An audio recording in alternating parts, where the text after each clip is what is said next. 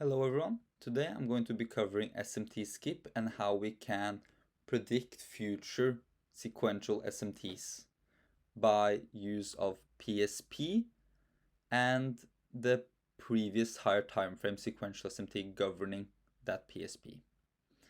It's important for me to say that these concepts are not mine and I actually learned them from Jacob the Speculator. A PSP is as simple as one correlated asset, prints a bullish candle, while simultaneously at the same time another correlated asset prints a bearish candle. If you're interested in going more in depth on PSPs, Accurate Trades has a really good video for free on YouTube where he goes a lot more in depth on PSPs. Now let's get right into the video. As you can see right here on asset number 1, we have a monthly sequential SMT followed up by a bullish 4-hour PSP. This 4-hour time frame means that every single candle that you see on the screen is a H4 candle on both assets. On asset number 2, we get the bearish H4 PSP, also governing by the monthly sequential SMT. Now, why could we already expect this daily sequential SMT the next quarter?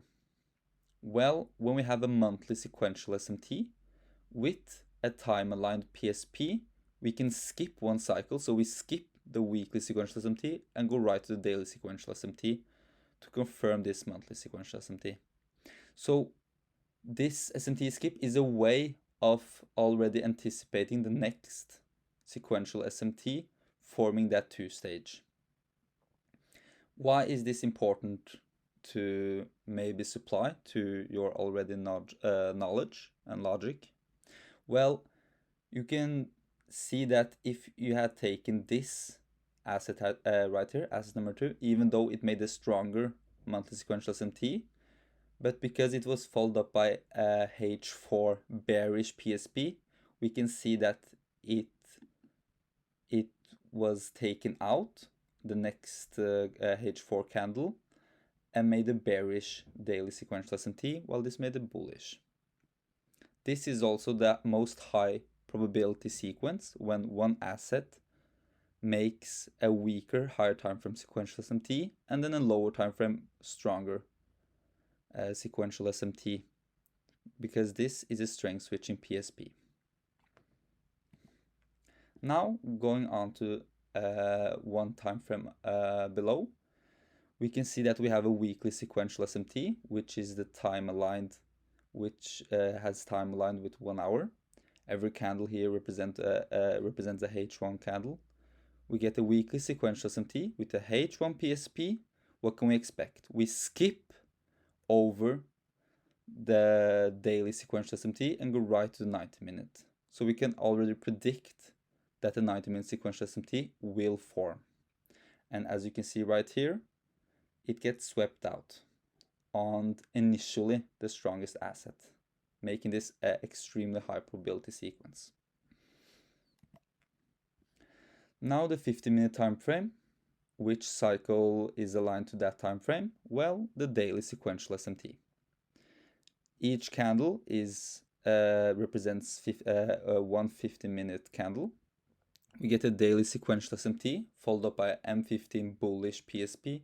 What can we expect? We do the same sequence over and over again since it's all fractal. So we skip over a 90-minute cycle and go right to the macro sequential SMT. Now let me show you another way we can predict future sequential SMTs. The daily time frame, is one time frame above the aligned monthly sequential SMT time frame. So what does that mean? That means that we don't actually skip over a cycle. So we don't go from monthly sequential SMT to a daily sequential SMT. We go from a monthly to a weekly. So each candle on the chart, once again, represents one daily candle. And it's basically the same sequence, but instead of anticipating skipping one cycle, we actually don't skip when we have a one time frame above the aligned time frame. On the 4 hour, we have a weekly sequential SMT, H4 PSP. What do we expect? We don't skip to 90 since it's not a H1 PSP, but we go right to the daily sequential SMT, as you can see right here. Now the 1 hour, the same as before, is one time frame above the aligned time frame for the daily sequential SMT. So when we get the daily sequential SMT, a 1 hour PSP, what do we expect? We don't skip to a microcycle sequential SMT, but we go straight to the 90-minute sequential SMT.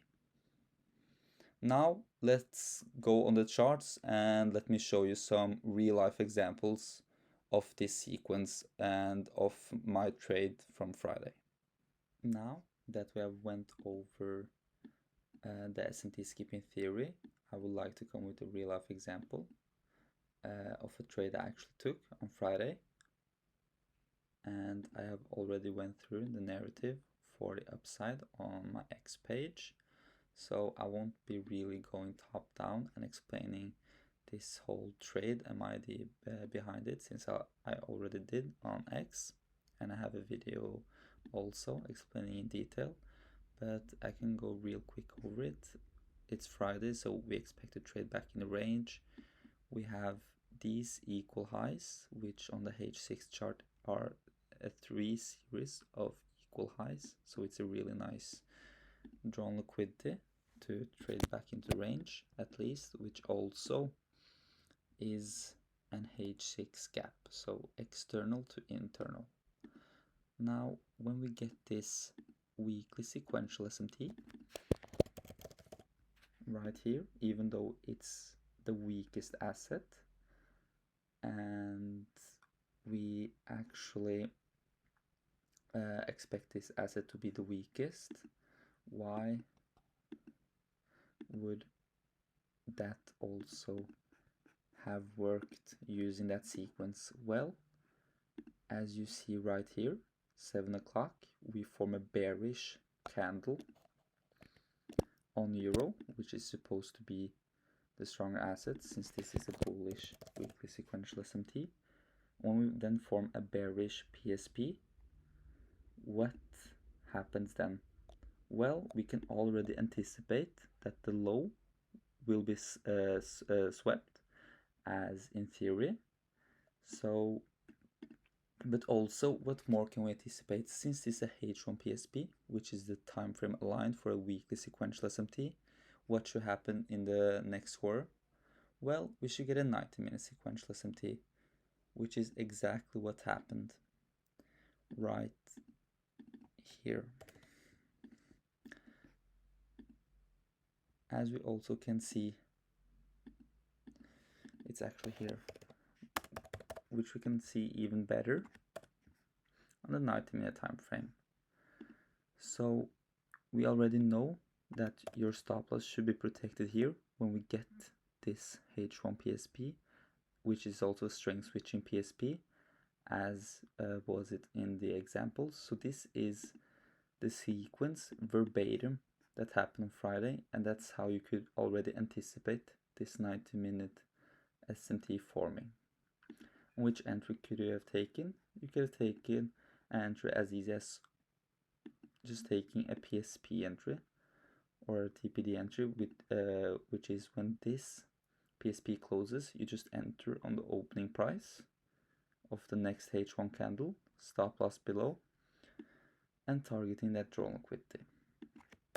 I actually took euro to on this day, and it's much more details to it, but as you can see, the sequence happens often enough to be useful and a supplement to your logic.